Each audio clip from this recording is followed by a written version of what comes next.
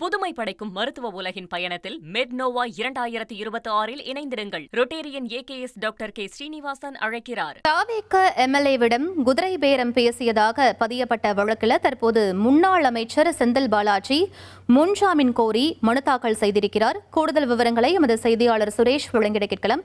சுரேஷ், இந்த வழக்கின் பின்னணி மற்றும் இந்த மனுவில் என்னென்ன விஷயங்கள் குறிப்பிடப்பட்டிருக்கு? வணக்கம். அதாவது சட்டப்பேரவையில சபாநாயகருக்கு எதிராக தீர்மானத்துக்கு ஆதரவா வாக்களிக்கணும்னு சொல்லி 35 கோடி ரூபாய் சன்மானம் பெறுவதாக தன்னிடம் சிலர் பேரம் பேசியதாக கிருஷ்ணகிரி மாவட்டம் ஊத்தங்கரை தொகுதி தாவேக எம்எல்ஏ இளையராஜா சென்னை காவல் ஆணையரிடம் புகார் அளிச்சிருந்தாரு.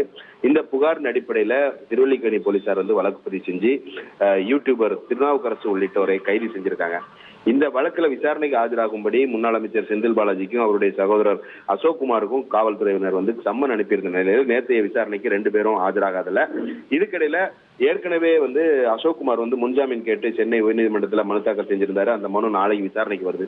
இந்த சூழல்ல முன்னாள் அமைச்சர் செந்தில் பாலாஜி முன்ஜாமீன் கேட்டு இதே வழக்குல முன்ஜாமீன் கேட்டு சென்னை உயர்நீதிமன்றத்துல மனு தாக்கல் செஞ்சிருக்காரு. அந்த மனுல என்ன சொல்றாருன்னா, அரசியல் உள்நோக்கத்தோட இந்த வழக்கு பதிவு செய்யப்பட்டிருக்குது. குதிரை பேரத்துக்கும் தனக்கும் எந்த ஒரு தொடர்பும் இல்லை. வழக்குல சேர்க்கப்படாத சூழல்ல தன்னை காவல்துறையினர் கைது செய்யறதுக்கு முயற்சி செய்யறாங்க. அதனால எனக்கு முன்ஜாமீன் வழங்கணும் அப்படின்ற ஒரு கோரிக்கையை அந்த மனுவுல சொல்லியிருக்காரு. நீதிமன்றம் விதிக்கக்கூடிய எந்த நிபந்தனையும் ஏற்றுக்கொள்ள தயாரா இருப்பதாகவும் அந்த மனுவுல அவர் சொல்லியிருக்காரு. இந்த மனு விரைவில் விசாரணைக்கு வரும் என்று எதிர்பார்க்கப்படுகிறது.